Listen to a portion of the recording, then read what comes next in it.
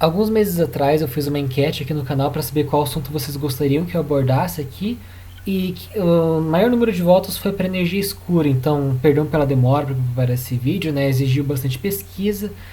Então eu gostaria de falar aqui um pouco sobre energia escura com vocês e o que é a tal da energia escura, né?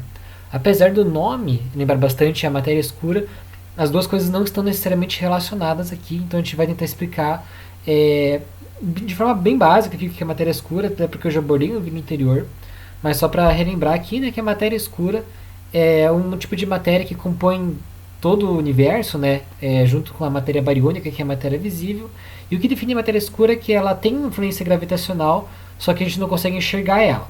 Se a gente não consegue enxergar ela, a gente sabe que ela não interage com a força eletromagnética, né, que é justamente a força que compõe o funcionamento da luz, né? Mas a gente sabe que ela interage com a força gravitacional. Então é basicamente isso que a gente sabe sobre a matéria escura, né? Uma matéria que a gente não consegue ver, a gente não sabe totalmente a sua natureza ainda. E o nome é matéria escura justamente por ser uma matéria que a gente sabe que está lá, só que a gente não consegue visualizar ela. Já a energia escura ela é um pouco diferente. Como que surge aí o conceito da energia escura? Lá em 1915, né, no início ali dos trabalhos do Einstein sobre relatividade, o Einstein pensou num tipo de força que seria a força cosmológica. Ela seria uma força com pressão negativa que atuaria de forma oposta à gravidade. Por quê? A gente sabe que a gravidade ela permeia todo o universo, né?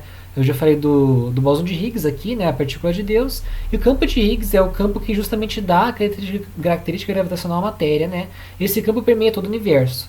Então, de acordo com Einstein, se a gravidade fosse a única força em termos de pressão, né, de afastamento, de aproximação dos objetos que atuam no universo, então o universo não deveria estar se expandindo, né? O universo ele deveria estar se contraindo porque os objetos iam se aproximar pela atuação da força gravitacional, né, entre as galáxias, entre os centros das galáxias e os grupos locais entre si, né? Só que o que a gente observava já naquela época era justamente o contrário, que o universo continuava se expandindo. Então, para explicar isso, Einstein propôs essa que ele chamou de força cosmológica, que seria uma força que, enquanto a gravidade tem uma pressão positiva, né, os objetos eles se aproximam, eles vão em direção um ao outro, a força cosmológica teria uma pressão negativa, ou seja, faria com que os objetos se afastassem entre si. Isso colocaria, né, o universo em equilíbrio, fazendo com que a expansão do universo continuasse na mesma velocidade sempre, né, na velocidade constante da luz ali, e não desacelerasse. E basicamente essa foi a propositura do Einstein, que ele foi evoluindo ali até a década de 30, toda a compreensão, né, de constante cosmológica, de pressão cosmológica, e como que ele faria fórmulas para a gente calcular, né, essa força motriz aí. Só que o que aconteceu nos anos 70, né, na mesma década que a gente descobriu a existência da matéria escura, a gente também descobriu que na verdade o universo ele não estava se expandindo na velocidade da luz. Ele estava se expandindo numa velocidade muito superior à velocidade da luz. E mais do que isso, a velocidade de expansão do universo estava aumentando cada vez mais. Ou seja, a expansão do universo ela não estava freando nem se mantendo constante, ela estava aumentando de velocidade. O universo estava se expandindo cada vez mais rápido. Isso ia contra todo o entendimento que a gente tinha sobre o funcionamento das forças elementais do universo. Foi então que a gente pensou na ideia de um tipo de energia baseado nessa ideia, né, da força cosmológica do Einstein, que seria responsável justamente por acelerar a expansão do universo. E quem propôs isso foi o astrofísico Alan Guth, que foi quem teve essa noção de que teria essa força aí de pressão negativa oposta à gravidade, que seria mais presente que a gravidade no universo, inclusive, e que faria com que o universo se expandisse. Isso também ficou conhecido na época como, além de força cosmológica, força de vácuo. Por quê? O que é o vácuo? É um lugar onde não tem nenhuma matéria ou muito próximo de nenhuma matéria, né? Vai ter talvez milhares ou milhões de anos-luz ali, com pouquíssimos átomos ali dentro daquele vácuo, né? É um lugar quase sem matéria.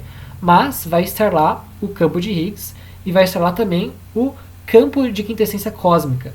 Esse campo de quintessência cósmica daí foi proposto pelo Alan Guth, que seria um campo semelhante ao campo de Higgs, né? Só que nesse campo ele seria mais presente em lugares sem matéria, né? Em lugares com vácuo, e seria onde teria mais atuação de campos, né? Campos de quintessência cósmica, ou campos que teriam essa força aí de pressão negativa, né? Essa força cosmológica, que causaria a expansão do universo. Então, quanto mais os vácuos ficam maiores, mais os vácuos ficam maiores, né? Porque o universo vai se expandir mais rápido. Então, os vácuos seriam essa força que causaria a expansão do universo. Em 98, daí surgiu justamente, através do cientista Michael Turner, o nome energia escura, justamente porque é um tipo de energia que a gente sabe que ela existe, só que a gente não compreende totalmente a sua natureza, a gente nunca conseguiu medir ela, a gente nunca conseguiu, de certa forma, detectar ela. Porque energia, aqui em física, a gente não está falando de, tipo assim, quando eu falo, essa pessoa tem uma energia estranha, né? Não, energia é uma coisa bem determinável no campo da física. Energia, ela é uma interação ali entre campos e partículas. Então a energia, ela pode ser medida, e ela é medida em joules justamente, né? Então a energia elétrica é medida em joules, a energia cinética é medida em joules, e a gente pode medir qualquer energia em joules. Então se essa energia cosmológica ela existir, né? Se a energia escura existir, a gente poderia medir ela em joules. Só que até hoje a gente não conseguiu medir ela. Até porque a gente não tem nenhum vácuo considerável aqui acessível perto da Terra, né?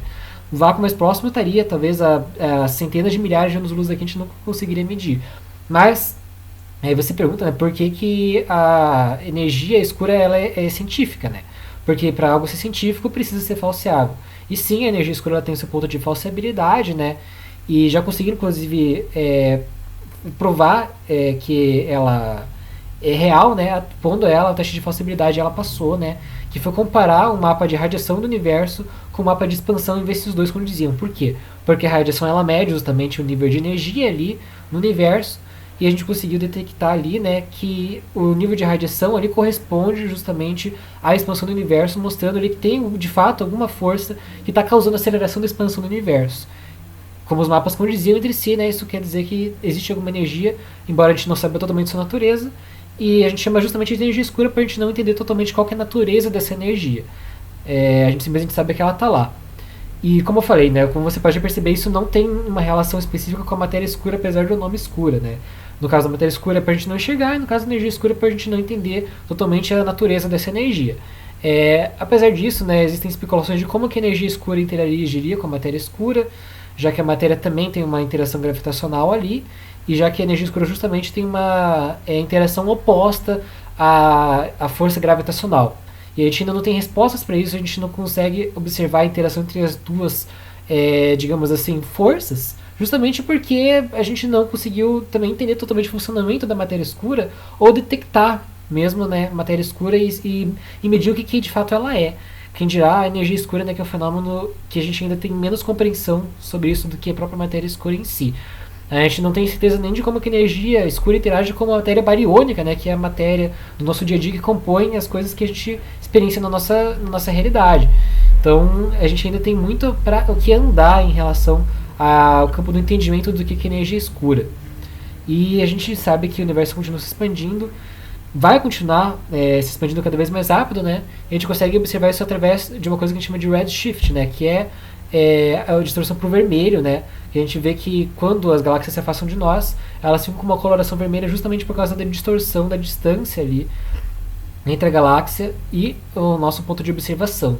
Ao ponto de que a maior parte das galáxias que a gente vê hoje no céu vão desaparecer do nosso campo de visão, porque a luz não vai mais chegar até nós, né? Vai ficar além, né, do que a velocidade da luz poderia chegar aqui, porque a velocidade de expansão do universo justamente é maior do que a velocidade da luz, e o céu vai ficar só com as estrelas da nossa galáxia.